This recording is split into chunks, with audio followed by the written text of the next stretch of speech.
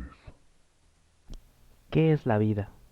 Para algunos, es una temporada terrenal de lujos y carencias, de placeres y padecimientos. Para otros, es la oportunidad de aprender y evolucionar espiritualmente mediante pruebas y obstáculos que las almas piden antes de encarnar. Almas que buscan llegar a un alto grado de elevación espiritual, olvidando sus metas al llegar a la tierra, siendo cegados por un velo que se postra en nosotros al llegar al mundo. Creemos que la vida es algo controlable en todas formas, ignorando los pactos hechos antes de regresar. Pero los planos no son solo de luz. La oscuridad es un espectro habitado por seres profanos, entidades con baja elevación espiritual, esas voces que nos invitan a romper las leyes naturales, esos susurradores que se complementan con la maldad humana para cegar la existencia por problemas carnales, seres que se alimentan de la energía emitida por el sufrimiento y te incitan a minimizar lo valioso del mundo, poniendo las cosas materiales antes que los seres queridos, invitando a la vacuidad emocional. La voz del plano oscuro es sutil, delicada pero continua, pensamientos implantados por entidades a la caza de emociones negativas y personas vulnerables. En ocasiones, estas voces se imponen a la voluntad y nos llevan a tomar la última decisión dolorosa, ignorando que las consecuencias van más allá del cese de los problemas terrenales, pues, al partir por decisión propia, quedamos varados en una oscuridad. No es necesariamente lo que algunos llamarían infierno, es más un sitio de pena, redención, de dolor y de soledad. Javier Flores Martínez, edad 36 años, estatura 1,70 metros, peso 68 kilos. Esos datos se pueden leer en una hoja amarilla usada para solicitar empleo en territorio mexicano. Un padre que padece el desempleo a causa de la brutal pandemia iniciada desde el año 2019 y que ha tenido consecuencias palpables en la salud física, emocional y económica de millones de personas alrededor del mundo. Javier sufre del cierre de la empresa en la que laboraba. Por problemas económicos se separó de su esposa y de su pequeño hijo, cayendo en una depresión terrible. A falta de dinero va a rentar al centro de la Ciudad de México, en un antiguo edificio notablemente descuidado y con evidentes heridas estructurales causadas por los sismos de los años de 1985 y 2017. Un cuarto húmedo de paredes con varias capas de pintura que han tenido esos muros a lo largo de los años, una cama vieja y un buró apolillado son lo que puede ver Javier a su alrededor. La depresión hace que Javier aumente su consumo de alcohol y tabaco, siendo los consortes para consejeros oscuros y voces malintencionadas. Esa primer noche transcurre entre botellas vacías y canciones flagelantes para él, pero su decisión lacerante se ve interrumpida por unos pasos en el pasillo que conecta los cuartos del viejo edificio. Un andar peculiar sugiere que es el portador de un llavero muy poblado, pero, al asomarse, no había nadie, lo cual no le pareció extraño ya que el caminante pudo entrar en cualquiera de los varios cuartos del piso.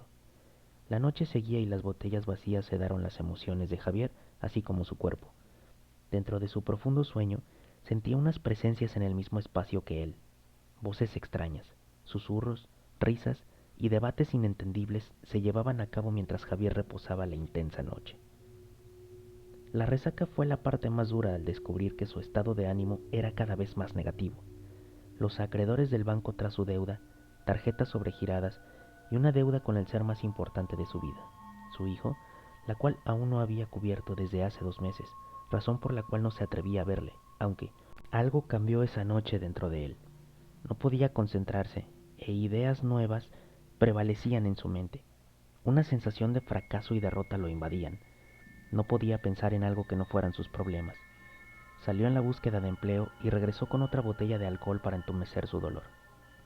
Llegando a su lúgubre domicilio, se dispuso a llenar más solicitudes de empleos mientras el alcohol se iba consumiendo y el humo flotaba en el aire. Las lágrimas comenzaron a nublar la vista que no permitía enfocar la fotografía de su pequeño mientras su boca emitía un Perdóname, hijo, por no ser el padre que necesitas.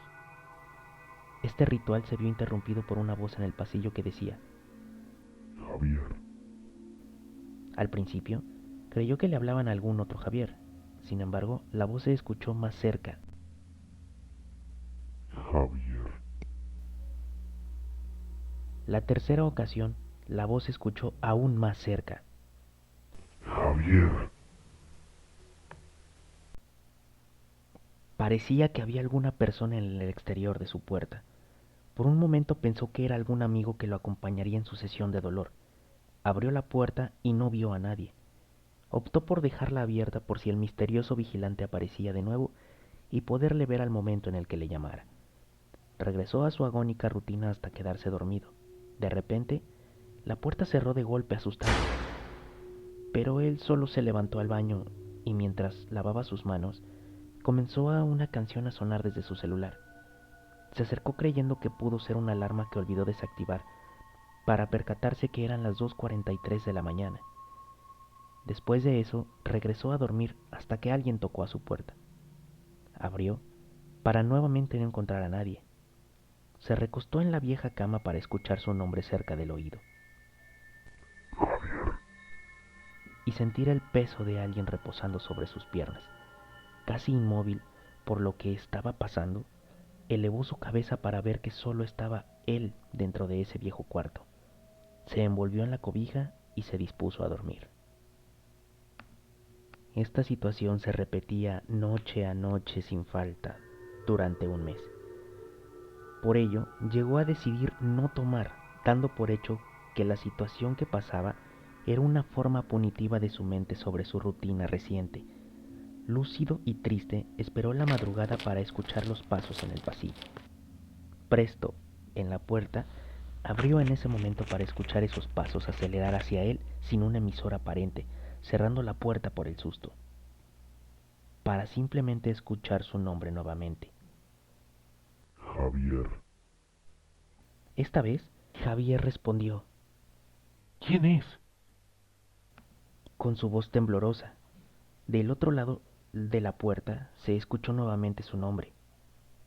Javier. Él replicó, ¿Quién eres y qué quieres?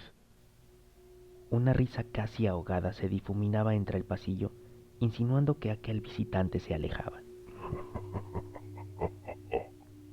Por fin comprobó que esa voz no era producto de su imaginación. Ahora necesitaba saber quién era el dueño de dicha voz y el por qué le buscaba. Por un par de días cesaron las visitas nocturnas, aunque sentía esa voz dentro de su cabeza. Escuchaba una voz que no le era familiar en su mente, misma que se encargaba de recordarle su miseria. Esa voz empezó a ser coreada por otras más, las cuales murmuraban las mismas cosas. Ríndete. Están mejor sin ti. Nadie te va a extrañar. Eres un fracaso. Día a día, Javier se convencía más de ello. El dinero ya era insostenible. Los problemas lo hacían sentir atrapado en un pozo tal cual no es posible salir. Su familia, cansada de sus fracasos, dejó de interesarse en sus problemas ya que eran muy frecuentes. Un limbo de tragedias. Todo esto ayudaba a que las voces en su cabeza retumbaran con más fuerza cada vez más. Ríndete. Estás perdido. Las visitas nocturnas dejaron de ser simples ruidos en el pasillo. Dieron paso a una serie de sueños turbios. Uno de ellos, Javier se encontraba caminando por el centro, pero en su sueño apareció un ente oscuro y alargado, una especie de sombra con una voz espectral que decía, Es mejor aquí. y le entregaba una soga. En ese momento, Javier despertó con lágrimas en los ojos. Solo se incorporó para salir por otra botella de alcohol que lo ayudara a dormir. La noche siguiente fue una de las más frías en la ciudad, por lo que determinó no salir. El llanto y el cansancio lo vencieron. Comenzó a soñar que se encontraba subiendo por la torre latinoamericana, observando la inmensa urbe a través de los catalejos de su cumbre. Pero en el sueño volvió a ver esa alargada sombra quien le extendía su mano para guiarlo al borde de la barda. Ahora le dijo, Es hora. Libérate. así siguieron las noches entre llantos y voces. Un par de noches antes de Navidad fue a visitar a su familia, en especial a su hermano Mario, quien de alguna forma era lo más cercano que tenía a un ser querido, aunque estuviera con él, estaba solo. Platicaron sobre cosas muy triviales, mientras bebían cervezas. Al calor de la plática, Javier le contó a Mario sobre las sombras, sin entrar en detalles a las situaciones en las que soñaba, y mucho menos comentarle lo que éstas murmuran. Su hermano se comenzó a reír y le dijo que veía demasiadas cosas de terror y que esas eran tonterías. Se dispuso a regresar a su casa, tomó su celular y empezó a redactar un mensaje que supongo no salió por la falta de saldo. Ese mensaje decía: Las voces siguen en mi cabeza. No puedo dejar de escucharlas. Traté de hablar con mi hijo, pero la llamada no salió. Esa sombra ya no solo la veo en mis sueños. Está aquí, conmigo, aconsejándome para ya dejar de sufrir. Quizá es hora. Tal vez ya es tiempo. La verdad es que ya no puedo más.